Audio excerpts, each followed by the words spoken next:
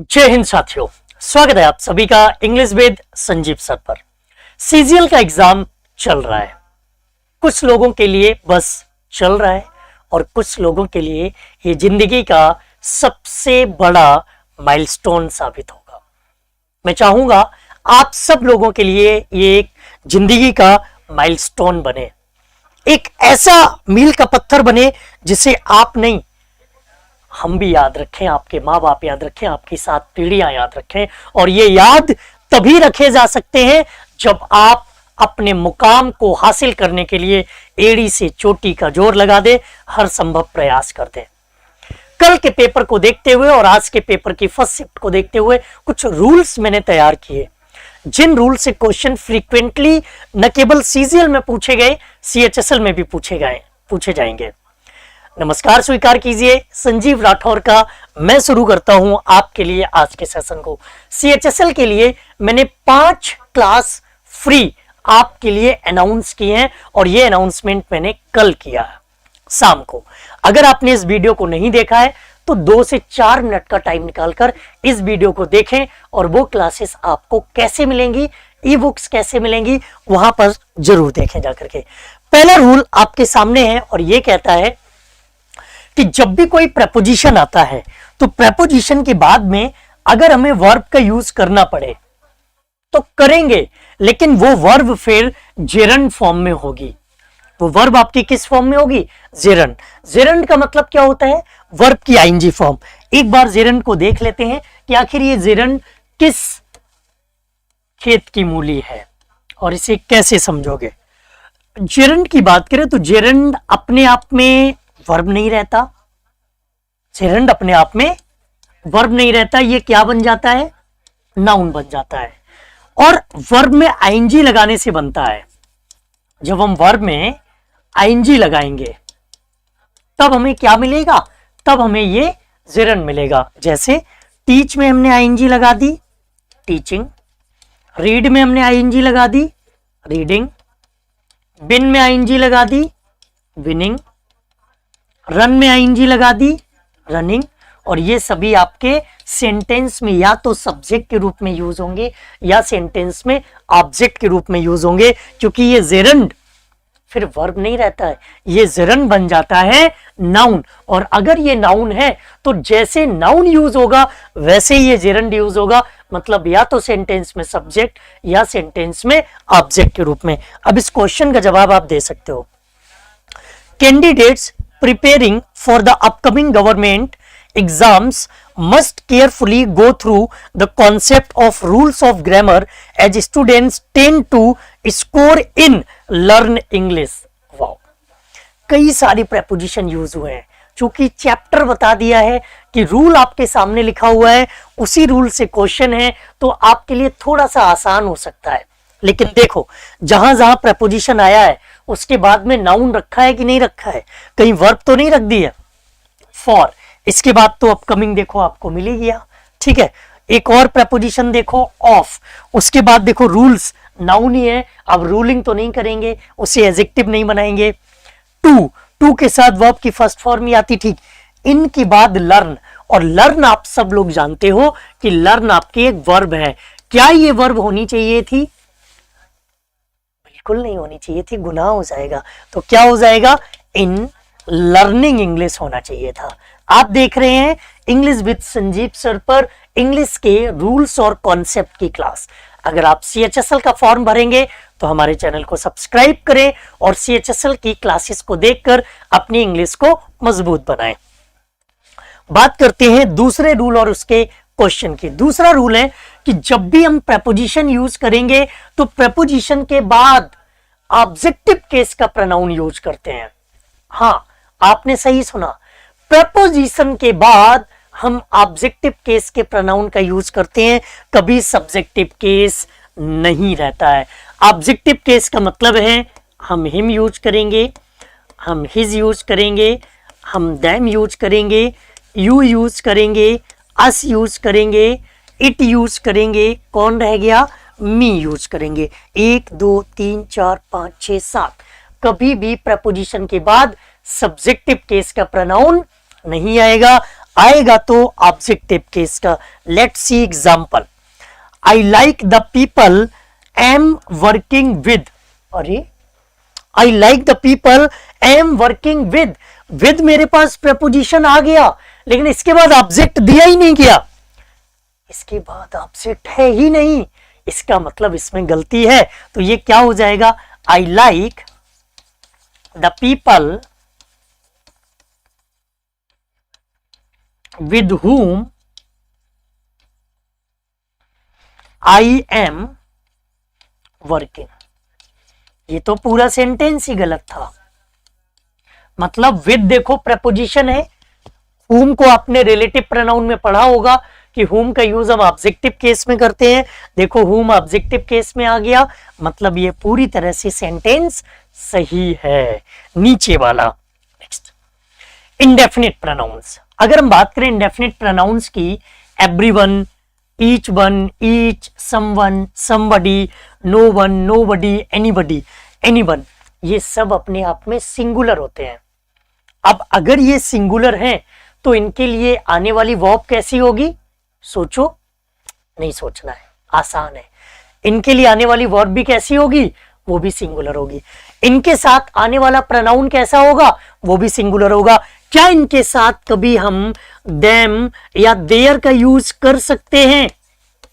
बिल्कुल नहीं कर सकते, क्योंकि ये प्लूरल है। किसका यूज करोगे?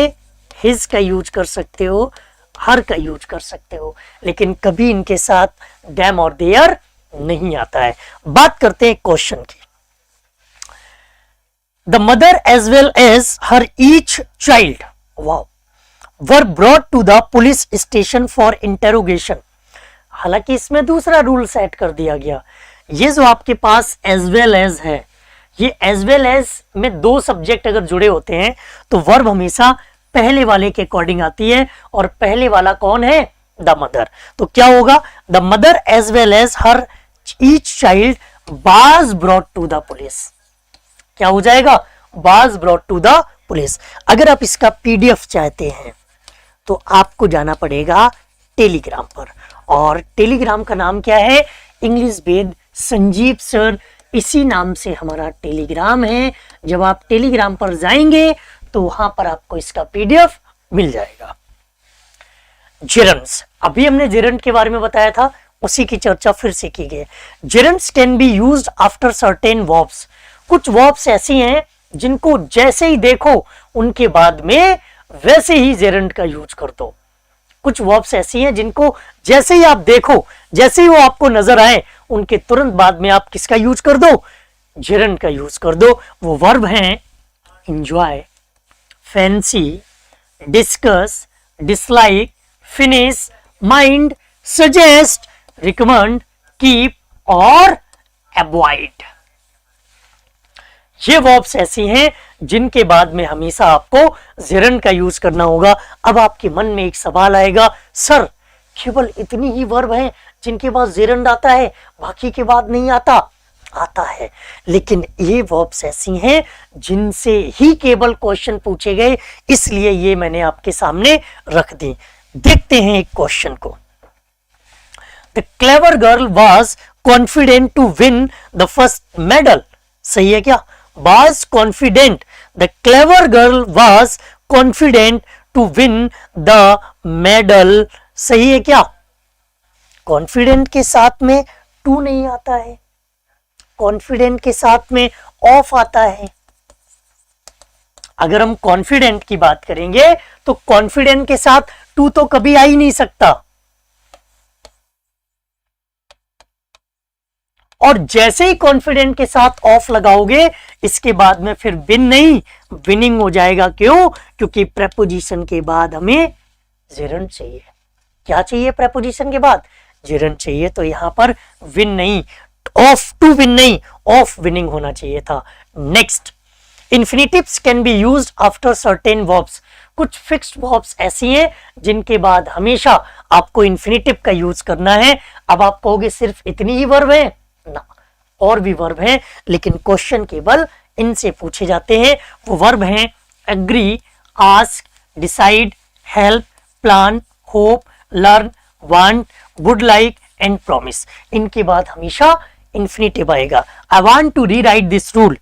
क्वेश्चन आपके सामने है, देखो क्या कह रहा है question.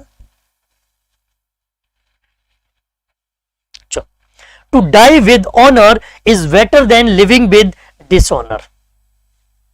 To die with honour is better than to living, sorry to live आएगा, टू लिविंग नहीं, टू लिव विद डिसऑनर। और ये एक फिक्स प्रोवर्ब है, कायरों की तरह जीने से अच्छा है बहादुरों की तरह मौत को अपना लो, मर जाओ। अगले रूल की तरफ बढ़ते हैं। अगला रूल है use the parts of speech according to proper use of grammar. सही सेंटेंस का सही ग्रामेटिकल कंस्ट्रक्शन जरूरी है, ग्रामर का सही प्रयोग जरूरी है।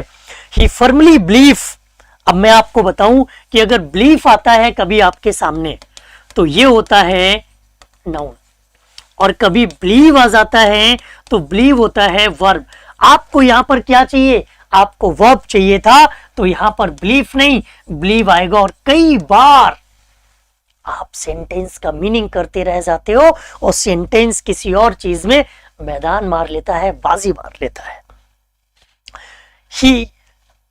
He goals is to win a gold medal in the Asian Games and made her country proud। एक तो his goal होना चाहिए, his goal is to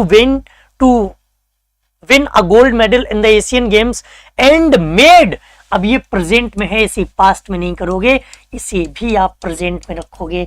अगर मेड कर दोगे तो वो पास्ट में हो जाएगा और मेक करोगे तो वो प्रेजेंट में रहेगा, और ये प्रेजेंट में। नहीं, क्लास रिकॉर्डिंग नहीं है। किसको रिकॉर्डिंग लग रही है भाई? मैंने बस कमेंट्स नहीं देखे। प्रिंस जोशी रिकॉर्डेड नहीं है, और होगी भी रिकॉर्डेड तो क्या पढ़ा नहीं रहा हूं? अगर रिकॉर्डेड भी होगी तो पढ़ा नहीं रहा हूं क्या? पढ़ा ही रहा हूं ना। I took my children to watch some children's films being screened in the city। चलो इसका जवाब दो।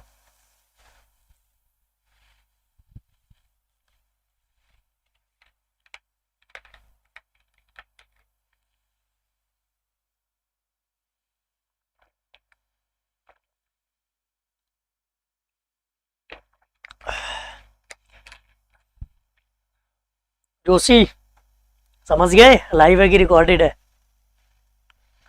हाँ?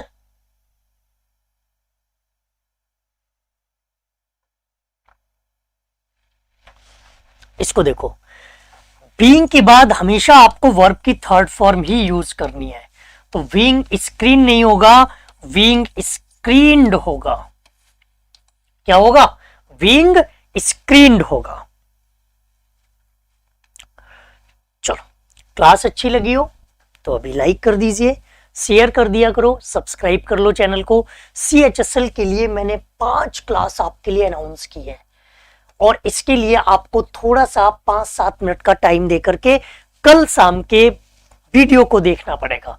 उस वीडियो को देखकर आप वहां से 5 क्लासेस के टाइमिंग नोट करके 5 क्लासेस में लाइव हो जाना। अभी मुझे एनालिसिस में जाना है सीजीएल के, तो अभी क्लास को छोटा रखते हैं, शाम को 6 बजे की क्लास को पूरा कंप्लीट करते हैं। आज के लिए इतना ही। Thank you. जय हिंद, जय भारत।